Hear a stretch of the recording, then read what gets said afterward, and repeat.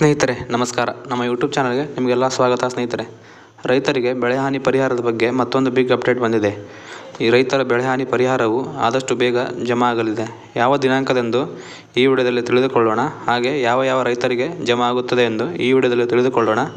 ಅದಕ್ಕೂ ಮುನ್ನ ನೀವೇನು ನಮ್ಮ ಚಾನಲ್ಗೆ ಸಬ್ಸ್ಕ್ರೈಬ್ ಮಾಡ್ಕೊಂಡಿಲ್ಲ ಅಂದರೆ ಸಬ್ಸ್ಕ್ರೈಬ್ ಮಾಡ್ಕೊಳ್ಳಿ. ಹಾಗೆ ಈ ವಿಡಿಯೋಗೆ ಒಂದು ಲೈಕ್ ಮಾಡಿ. ನಿಮ್ಮ ಊರು ಯಾವುದು ಎಂದು ಕಮೆಂಟ್ ಮಾಡಿ ತಿಳಿಸಿ. ಹಾಗಾದರೆ ಬನ್ನಿ, ತಡ ಮಾಡದೆ ಇವತ್ತಿನ ಈ ವಿಡಿಯೋನ ಸ್ಟಾರ್ಟ್ ಮಾಡೋಣ. ಜುಲೈ ತಿಂಗಳಿನಲ್ಲಿ ಸುರಿದ ಭಾರೀ ಮಳೆಯಿಂದಾಗಿ ರೈತರಿಗೆ ಅಪಾರ ಪ್ರಮಾಣದ ಬೆಳೆಹಾನಿಯಾಗಿತ್ತು. ಬೆಳೆಹಾನಿಯಾದ ರೈತರ ಖಾತೆಗೆ ಅತಿ ಶೀಘ್ರದಲ್ಲೇ ಬೆಳೆಹಾನಿ ಹಣ ಜಮಾ ಮಾಡುವುದು ಎಂದು ಕಂದಾಯ ಸಚಿವರು ತಿಳಿಸಿದ್ದಾರೆ.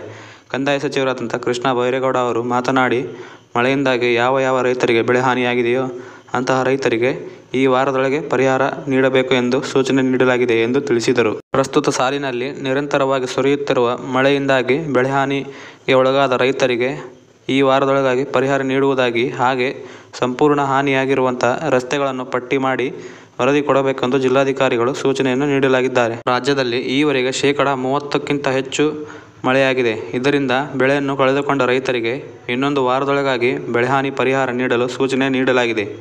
ಭೂಕುಸಿತ ಸೇರಿ ಮಳೆಯಿಂದ ಆದಂಥ ದುರ್ಘಟನೆಗಳಿಗೆ ಒಟ್ಟು 50 ಮಂದಿಗೂ ಹೆಚ್ಚು ಬಲಿಯಾಗಿದ್ದಾರೆ. ಅವರಿಗೂ ಕೂಡ ಪರಿಹಾರ ನೀಡಲಾಗಿದೆ.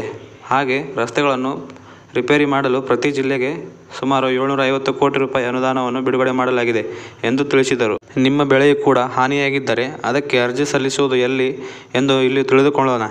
ನಿಮ್ಮ ಬೆಳೆ ಹಾನಿಯಾಗಿದ್ದರೆ ನೀವು ಕೂಡಲೇ ನಿಮ್ಮ ಹತ್ತಿರದ ಗ್ರಾಮ ಪಂಚಾಯಿತಿಗೆ ಅರ್ಜಿ ಸಲ್ಲಿಸಬೇಕು. ಅದಕ್ಕೆ ಬೇಕಾಗಿರುವ ದಾಖಲೆಗಳು ಏನೆಂದು ನೋಡುವುದಾದರೆ, ಜಮೀನಿನ ಪಹಣಿ, ಆಧಾರ್ ಕಾರ್ಡ್ ಜೆರಾಕ್ಸ್, ಜಮೀನಿನ ಉತ್ತಾರ ಹಾಗೂ ಬೆಳೆಯ ವಿವರ ಮತ್ತು ಬೆಳೆ ನಾಶವಾಗಿರುವ ಫೋಟೋಸ್, ಅದರೊಂದಿಗೆ ಬ್ಯಾಂಕ್ ಪಾಸ್ಬುಕ್ಕಿನ ಪ್ರತಿ ಸಲ್ಲಿಸಬೇಕು. ಒಂದು ವೇಳೆ ನೀವು ಬೆಳೆ ವಿಮೆ ಮಾಡಿಸಿದ್ದರೆ ಕೂಡಲೇ, ಅಂದರೆ ನೀವು 72 ಗಂಟೆ ಒಳಗಾಗಿ ನೀವು ಬೆಳೆ ವಿಮೆ ಮಾಡಿಸಿದ ಕಂಪನಿಗಳಿಗೆ ತಿಳಿಸಬೇಕು. ಆಗ ವಿಮಾ ಕಂಪನಿಗಳು ಸಂಬಂಧಪಟ್ಟ ಸಿಬ್ಬಂದಿಗಳು ನಿಮ್ಮ ಹೊಲಕ್ಕೆ ಭೇಟಿ ನೀಡಿ ಅಲ್ಲಿ ಸರ್ವೆಯನ್ನು ಮಾಡಲಾಗುತ್ತದೆ. ಸರ್ವೆ ಮಾಡಿದ ನಂತರ ನಿಮಗೆ ಅಲ್ಲಿ ಹಣ ಬರುವ ಹಾಗೆ ಅವರು ಮಾಡುತ್ತಾರೆ. ನಿಮ್ಮ ಜಮೀನಲ್ಲಿ ಯಾವ ಬೆಳೆ ಹಾಕಿದ್ದೀರಾ ಎಂದು ರೈತರು ಅದಕ್ಕೆ ಮೊದಲು ಬೆಳೆ ಸಮೀಕ್ಷೆ ಮಾಡಿರಬೇಕು. ಬೆಳೆ ಸಮೀಕ್ಷೆ ಆಗಿದ್ದರೆ ಮಾತ್ರ ನಿಮಗೆ ಹಣ ಬರುವುದು ಸಾಧ್ಯತೆ ಇದೆ. ಇದಾಗಿತ್ತು ಇವತ್ತಿನ ಮಾಹಿತಿ. ಇದೇ ರೀತಿ ಹೆಚ್ಚಿನ ಮಾಹಿತಿಗಾಗಿ ನಮ್ಮ ಚಾನಲನ್ನು ಸಬ್ಸ್ಕ್ರೈಬ್ ಮಾಡ್ಕೊಳ್ಳಿ. ಧನ್ಯವಾದಗಳು.